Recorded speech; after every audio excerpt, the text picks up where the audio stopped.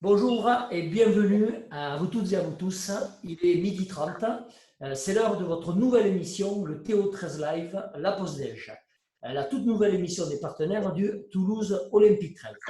Cher public, pour cette première et pour inaugurer cette émission, j'ai le plaisir d'accueillir Alexandra Bouloc, honneur aux dames, qui est coprésidente du TO13 Business Club. Bonjour Alexandra.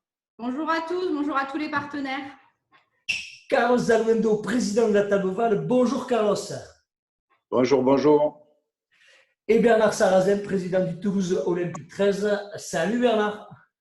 Bonjour, bonjour à tout le monde. Bien, bienvenue à vous donc dans TO13 Live, la pause déj. Donc je le disais, c'est l'émission réservée donc aux partenaires du Toulouse Olympic 13.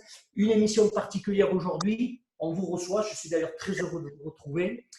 C'est une émission qui va se dérouler donc en 3 étapes. La première étape, on va un petit peu vous questionner pour savoir un peu qui vous êtes. La deuxième étape, ce sera donc Ma Vie Pro, la séquence Ma Vie Pro, pour parler un petit peu donc de vos activités au sein du TO13 et ensuite un petit mot sur votre passion, le TO13.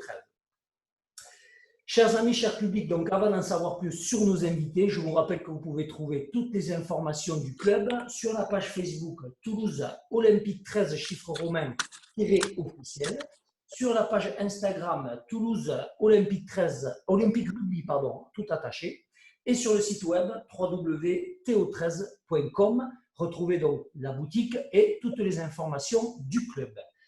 On va passer tout de suite à la séquence « Qui es-tu » et on commence par Alexandra. Alexandra, donc des petites réponses rapides. Donc, nom, prénom. Bon, Alexandra Bouloc. C'est pas dur, c'est pour te chauffer. Est-ce que tu as un petit surnom, par exemple? Non, tout le monde m'appelle Alex. Généralement, on m'appelle Alexandra quand on a vraiment un truc désagréable à me dire. D'accord. Ta ville de naissance, Alex? Toulouse. Et ta ville de domicile? Toulouse. Voilà, 100% toulousain. Situation familiale, vous avez le droit de dire un joker. Si vous ne voulez pas en parler, vous avez le droit.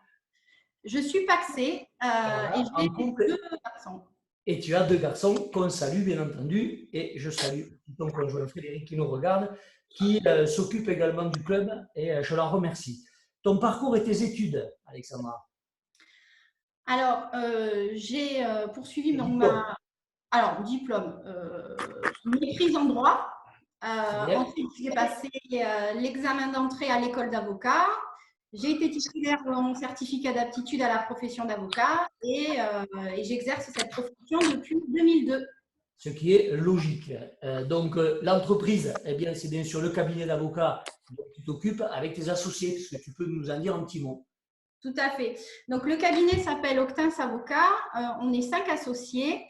Chacun avec une activité différente. On a choisi d'avoir un cabinet vraiment organisé avec différents pôles de manière à répondre à l'intégralité des besoins de nos clients. Donc, on a un pôle en droit social qui est dirigé par Maître Stéphanie Fontaine, un pôle juridique fiscal qui est dirigé par Frédéric Carole, un pôle droit médical dirigé par Vanessa Tepo, un pôle majeur protégé qui est dirigé par Maître Lucille Mourgue et moi-même, je me charge du pôle droit commercial et droit de la famille. D'accord, donc vous couvrez quand même pas mal de besoins que peuvent avoir vos clients. Alexandra, dernière question sur le qui es-tu. Est-ce que tu as une passion et laquelle serait-elle? Alors, est-ce que j'ai une passion? Je n'ai pas de passion.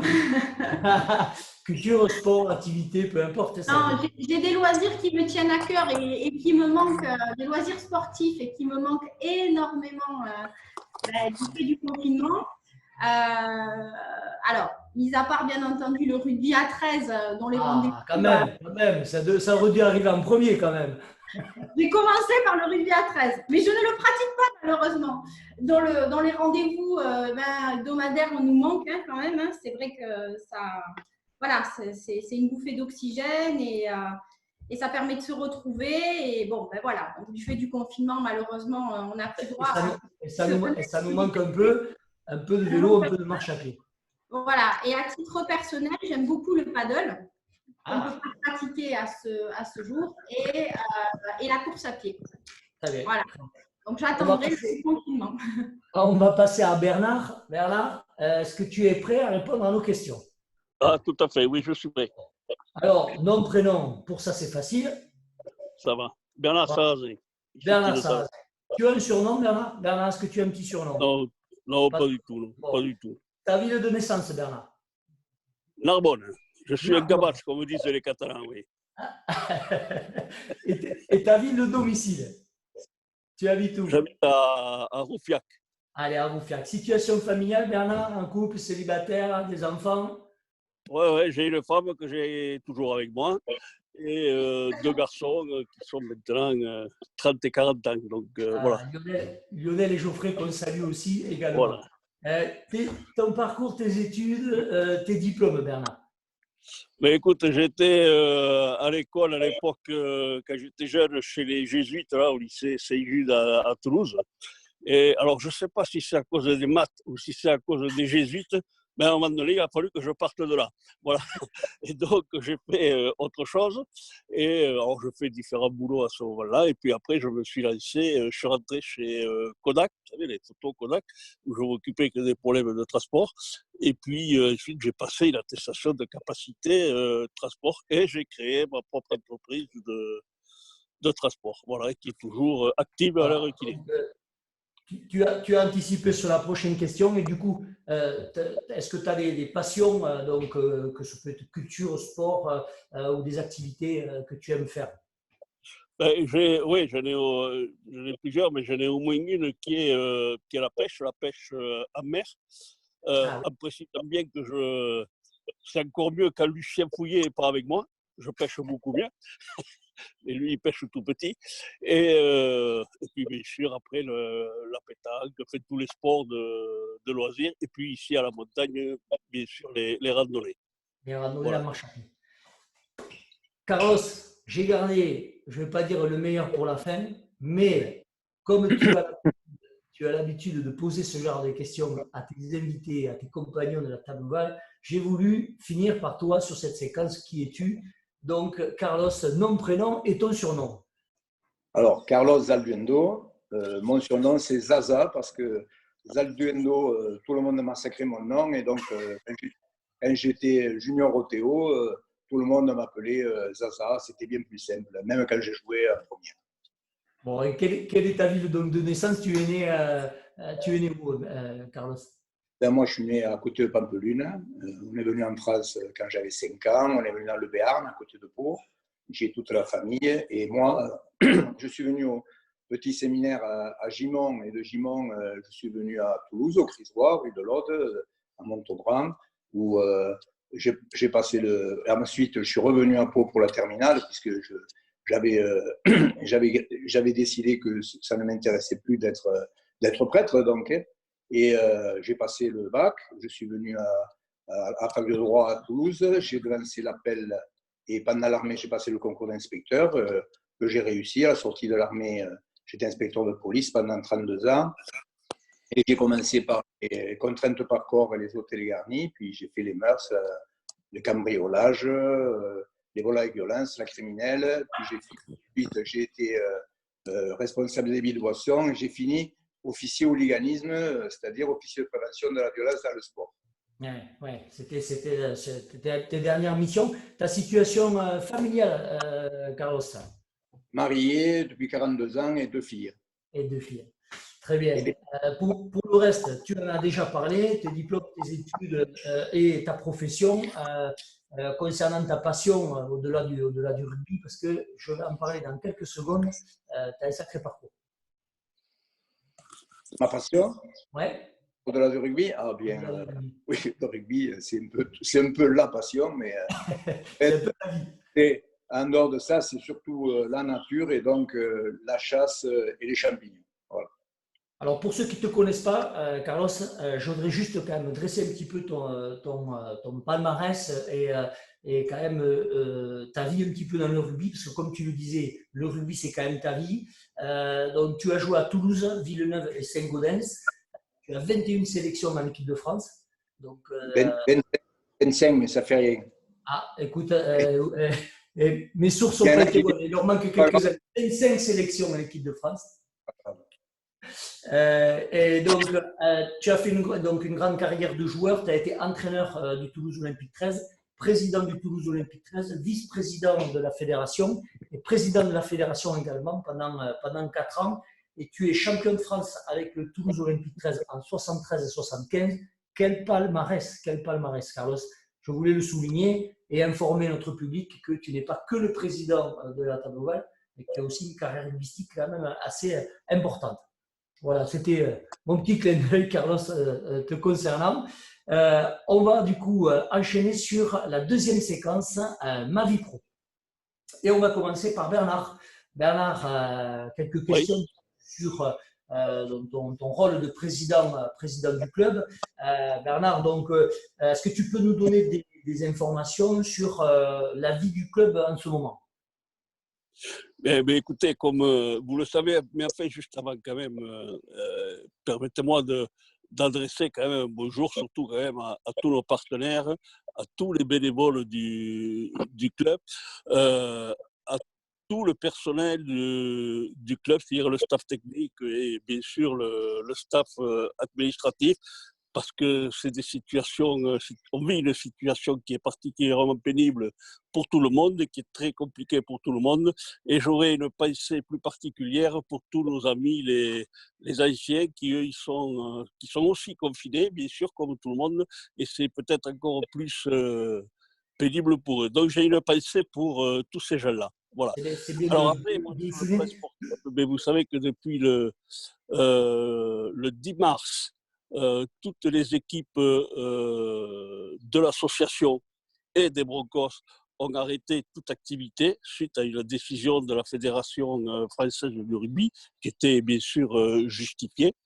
Et en ce qui concerne l'équipe 1,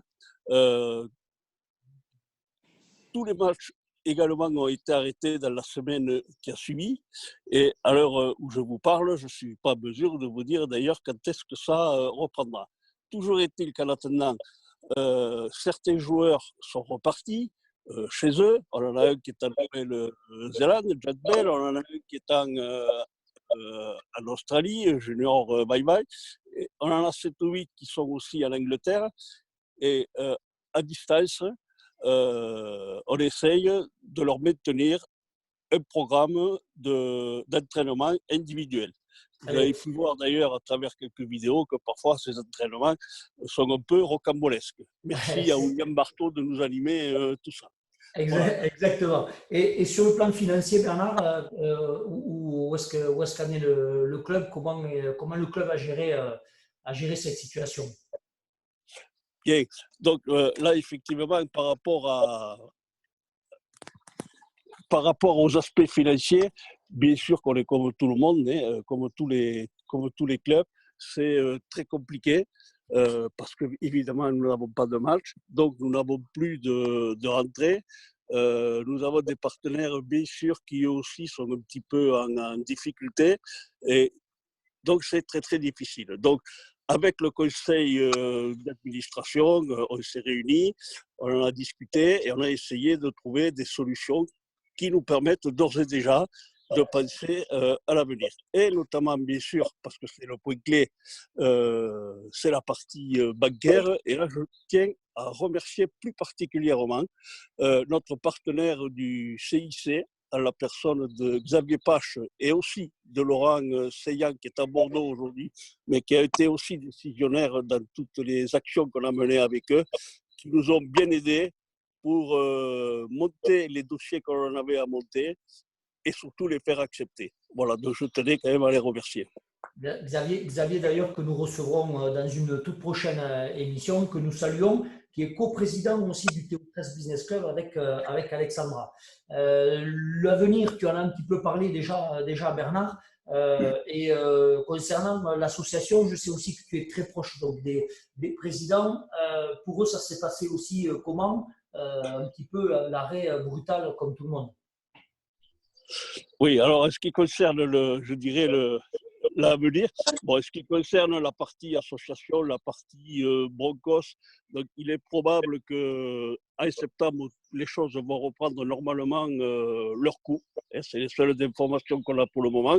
Et d'ici septembre, quand même, il reste 3 mois, les choses forcément vont évoluer. En ce qui concerne l'équipe 1, là, c'est beaucoup plus compliqué parce qu'on est soumis, bien sûr, aux consignes qui vont nous être données par le gouvernement français, mais aussi par le gouvernement anglais. Voilà. Sachant que les Anglais, face à cette pandémie, ont quand même 15 jours, 3 semaines de retard par rapport à nous, bien sûr, ça décale d'autant les calendriers. Néanmoins, à l'heure où je vous parle, il semblerait, mais il n'y a absolument rien d'arrêté pour autant, que mi-juillet, il sera peut-être possible de pouvoir reprendre peut-être quelques matchs. Étant entendu que les premiers matchs de juillet, s'ils se jouent, ceux-là devront se jouer normalement à huis clos. Et après, d'après les dernières informations que nous avons eues par le ministre des Sports, à partir du mois d'août, peut-être que nous pourrons reprendre les choses, je dirais, à peu près normalement, dans la limite de 5 000 personnes, disait-il, dans le stade. 5 000 personnes, ce sera très ça nous va très bien. Très réglementé. Voilà. Donc, alors, on aura toutes les informations, bien entendu, Bernard, sur le site du club. Oui. Toutes les informations seront données. Quand même, on peut retrouver également pour la partie association. Je vais terminer pour bien expliquer les choses, en sachant que si le championnat venait à redémarrer courant juillet, il nous faut auparavant environ 6 semaines de repréparation de tous nos joueurs. Voilà. En sachant que les joueurs qui se trouvent actuellement dans l'hémisphère sud, lorsqu'ils vont rentrer en France, ils devront être mis en quarantaine pendant 14 jours, vous le savez. Donc tout ça, ça décale tout. Ça va être très compliqué. Le problème des avions aussi, y compris pour les Anglais pour venir jouer à Toulouse, même s'il y a la solution du train. Tout ça, ça va être très très compliqué. Et moi, je vous donne rendez-vous pour vous donner plus d'informations dans 3 semaines, un mois. On y verra beaucoup plus clair. Ça aura bougé d'ici là. Je disais, avant que tu précises tout ça, Bernard, de retrouver également pour la partie association, puisque bien entendu, tous les membres du club sont derrière leurs écrans et veulent retrouver aussi des informations sur la page Facebook de l'association, Association Toulouse Olympique 13. Vous retrouvez donc toutes les informations, les détections pour les jeunes qui ont été lancés et également le recrutement pour le pôle élite et le centre de formation. Voilà pour cette partie.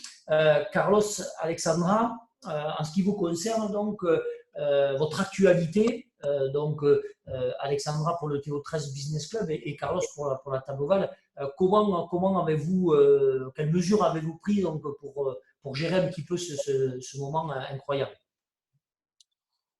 Tu peux y aller, Alexandra?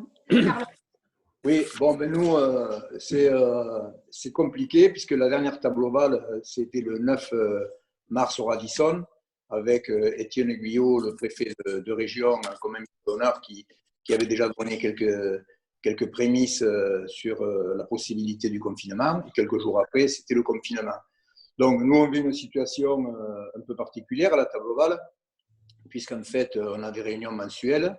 Et non seulement on n'aura plus ces réunions mensuelles jusqu'à la fin de la saison, c'est-à-dire juin, mais maintenant, peut-être que la prochaine ne sera qu'en septembre, le 30 septembre, à l'occasion de la foire, je dis peut-être rien.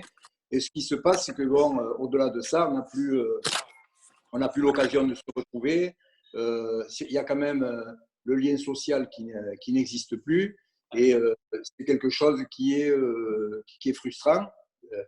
D'autant plus que nous, c'est quand même des chefs, des décideurs qui rencontrent des difficultés comme tout le monde, mais un peu plus que tout le monde dans cette période très particulière.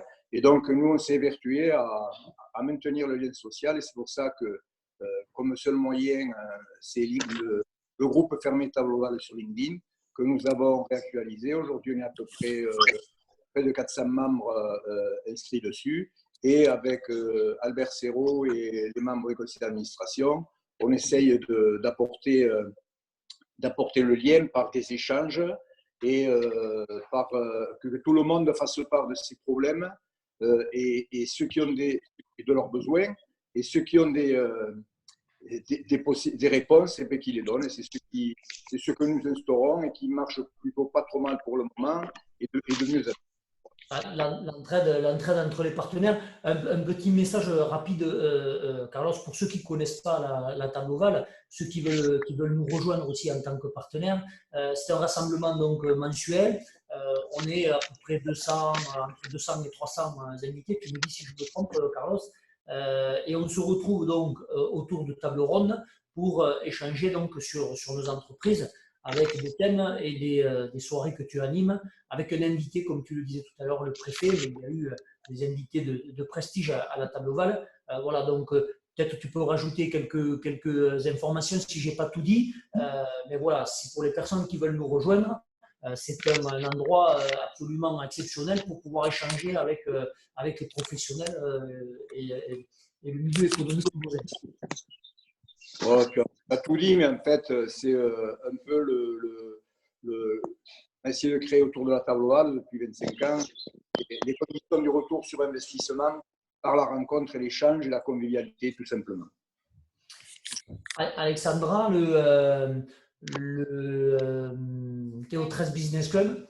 Alors, le Théo 13 Business Club, c'est vrai qu'on a subi un véritable coup de frein avec ce confinement, puisque on était parti sur une nouvelle dynamique avec ces after-work qui étaient organisés donc une fois par mois. On avait vraiment consolidé un socle de partenaires qui revenaient chaque mois lors de ces after-work. On était vraiment sur une bonne dynamique.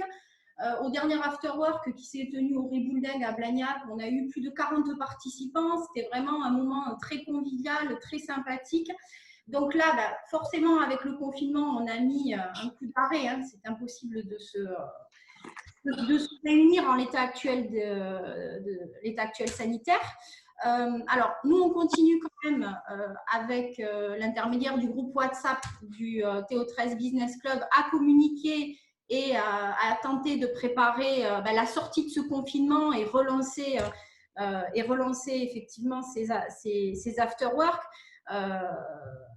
Alors, aujourd'hui, et je crois jusqu'au 2 juin, on ne peut pas se réunir à plus de 10 personnes. Donc, on ne va pas pouvoir reprendre ces after-work rapidement.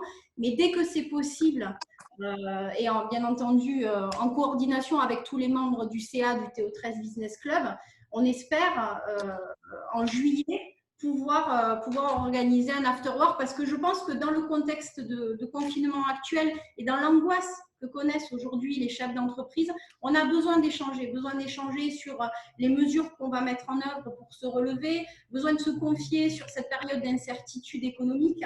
Donc, j'ai envie de vous dire, il y a urgence à ce qu'on se retrouve pour se remobiliser et pouvoir échanger. Et c'est l'essence même du Théo 13 Business Club, c'est de pouvoir faire un cercle d'écoute pour nos partenaires.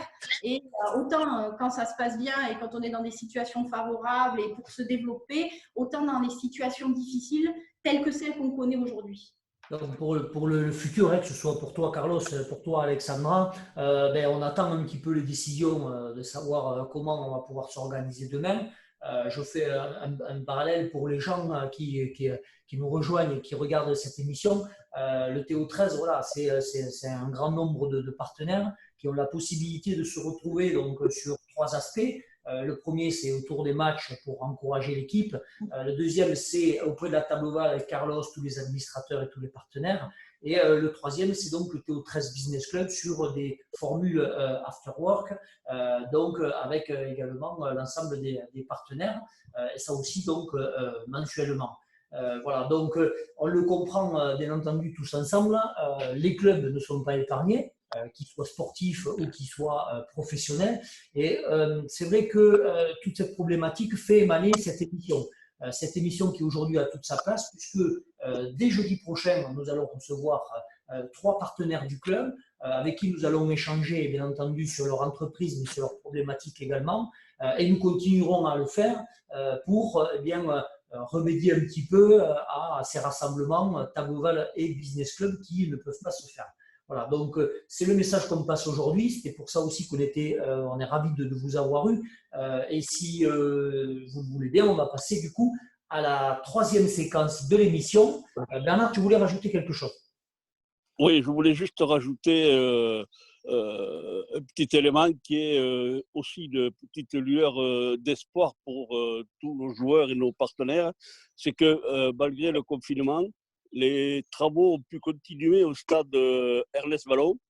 Et je pense que nous allons pouvoir vous annoncer notre déménagement au stade Ernest Vallon dans la première quinzaine du mois de juillet. Voilà, je crois que c'est aussi une bonne nouvelle. Je suppose que ton équipe nous fera, bien entendu, un petit reportage photo-vidéo de ce déménagement qu'on retrouvera sur le Facebook de l'émission. Bien sûr. On passe à la séquence I Love TO13. Alors, c'est une séquence qui, pour les partenaires, donc, eh bien, ce sera de les questionner un petit peu sur leur attachement au TO13. Mais vous qui êtes vraiment impliqués, j'aimerais connaître une petite anecdote ou la plus belle anecdote que vous ayez pu avoir avec le Toulouse Olympique 13. Qui veut commencer? Oui, puisque j'ai la ligne, je continue. Je dirais que, en plaisantant évidemment, que j'ai le culte de la personnalité tellement développé que quand j'appelle Carlos, je l'appelle parfois Bernard. Voilà. et plus exactement, je sais que les joueurs me chambrent souvent parce que j'ai un problème avec les prénoms et très souvent, je ne me rappelle pas des prénoms. Donc, quand je ne me rappelle pas, je les appelle Robert. Voilà. Carlos, Alexandra, une petite anecdote avec le TO13? Alors moi j'en ai plusieurs, mais alors c'est pas tellement une anecdote, mais ça doit être peut-être mes entre guillemets meilleurs souvenirs de rencontres avec les membres du TO13. Alors le premier, je serai brève, hein, mais le premier ça a quand même été voilà, cette sortie organisée à Newcastle par le club avec les joueurs et avec le staff, ça a vraiment été, et certains partenaires, ça a vraiment été un élément déclencheur. J'ai vu cette bonne humeur, j'ai vu ce groupe comme ça, scindé, soudé autour de son équipe. Et ça m'a vraiment donné envie de participer et de m'investir plus en avant auprès du club. Et le deuxième, ça a été ma première rencontre avec Bernard et avec son franc-parler. Notamment quand je lui remontais certaines choses concernant l'équipe et concernant l'organisation de l'association, et qui m'a lancé un peu sèchement, mais quand même avec un peu d'affection, en me disant si t'es pas contente, t'as qu'à t'investir. Bon, Eh bien, tu l'as fait. Je l'ai fait. À toi, Carlos. Bon, il y en a plein, mais disons que un bon souvenir, c'est quand on a eu le titre en 2000, on a dormi à Clairefontaine et comme au Château Ricard, il n'y avait pas assez de place, on nous avait mis à 2 ou 3 dirigeants, plus la presse, à Clairefontaine. Et moi, j'ai dormi avec Jackie Faure, qui est décédé aujourd'hui, et donc Philippe Faure est au conseil d'administration de la Taboval. Et on m'a donné la chambre. Quand j'ai donné mon nom, on m'a dit vous aurez la chambre de Zidane. Alors c'est Z comme Zidane et pas comme ça. Tu vas changer de surnom, on va t'appeler ZZ, Carlos. Non. Très bien, on termine cette émission. Bien entendu, je vous remercie d'avoir inauguré cette émission. On le rappelle, donc le TO13 live, la pause déj. C'est une émission qui va être réservée donc aux partenaires, une émission exceptionnelle aujourd'hui avec vous, les présidents du club de la Table Ovale et du TO13 Business Club. Un petit mot sur cette émission, sur le devenir, sur ce que vous en pensez. Moi, je pense qu'il faut effectivement maintenir cette émission parce que ça va permettre de communiquer, de garder le lien, c'est important. On a tous souffert de ce confinement et du manque de contact et du manque d'échange qu'on a pu avoir pendant cette période. Alors, on en voit le bout, mais pas tout à fait. Je parle sous le contrôle de Carlos, mais à partir du 11 mai, on a l'impression d'être en semi-liberté, donc pas tellement en liberté. Donc, il faut maintenir ces rendez-vous hebdomadaires et permettre à chacun de s'exprimer et de communiquer. Carlos? Ouais, c'est exactement ce que dit Alexandra. C'est garder le lien parce que c'est une situation inédite. C'est le rugby, c'est les supporters, les partenaires, c'est la convivialité, l'échange. Et aujourd'hui, il y a une grande frustration qui est quand même conjuguée à des problèmes économiques. Il n'y a pas que le rugby. Le rugby traverse une période, le sport, très compliquée, mais il y a quand même, on va dire en dehors, parce qu'on est tous confinés encore aujourd'hui, mais dehors, c'est très compliqué. La reprise va l'être également. Donc, cette frustration, ça la comble en partie. Et ce lien, c'est fondamental parce que ça permet de donner des nouvelles un peu de tout le monde et de montrer aussi, j'espère, ou je l'espère, dans tous les cas avec nous, c'est une note optimiste parce que si on n'y croit pas, on n'y arrivera pas. Mais dans le rugby, si on y croit, on y arrive. Bravo, super. C'est vrai que tu as raison, Carlos. L'idée aussi de cette émission, c'est d'apporter la convivialité. Alors là, forcément, on parle de la problématique, mais bon, bien entendu, on verra qu'on va retrouver dans cette émission la convivialité qu'on peut avoir à la table ovale ou au Business Club. Bernard, ton avis par rapport à cette émission? Alors, moi, je trouve que c'est une excellente initiative que vous avez prise là tous ensemble. C'est une très, très, très bonne idée. Et je tiens à remercier bien sûr toi, Laurent, qui est l'animateur de cette émission, mais aussi Célacom, qui est à l'initiative de ce film. Et je trouve que c'est une très, très bonne idée. Et je voudrais, pour conclure, passer aussi un message à tout le monde, un message d'espoir, en leur disant que ce match contre la pandémie, on va le gagner. Au revoir à tous. C'était une belle fin, mais j'aurais voulu que le mot de conclusion, alors ça peut être le tien, peut-être Bernard, mais Carlos, Alexandra, un message, même si on l'a un peu fait dans l'émission, un message que vous aimeriez passer aux partenaires. Les valeurs du rugby, qu'est-ce que c'est? C'est la mobilisation, l'effort, il faut se renouveler, il faut tout le temps se battre. Je rejoins un peu ce qu'a dit Bernard, que dans la période actuelle, dans cette crise qu'on traverse, il faut se comporter comme un sportif de haut niveau et il faut se battre, il faut se renouveler et il faut relever la tête. Et plus précisément, ce à quoi je pense, on a évoqué quand même les difficultés rencontrées par les clubs sportifs et en ce qui nous concerne, les difficultés qui concernent le rugby. Et j'ai envie de dire à nos partenaires, encore plus qu'hier, il faut continuer à se mobiliser pour le TO13 aujourd'hui. Carlos? Moi, je dirais qu'il faut que personne reste sur le bord du chemin. Je sais qu'on a tous notre pudeur. Il va y avoir cette reprise et certainement de grosses difficultés. Il ne faut pas avoir peur d'en parler, d'échanger en toute confidentialité pour qu'on s'aide tous à avancer et à trouver des solutions parce qu'il y en a qui ont des solutions. Voilà. Donc, on va s'entraider tous. Alors, un grand merci à vous toutes et à vous tous.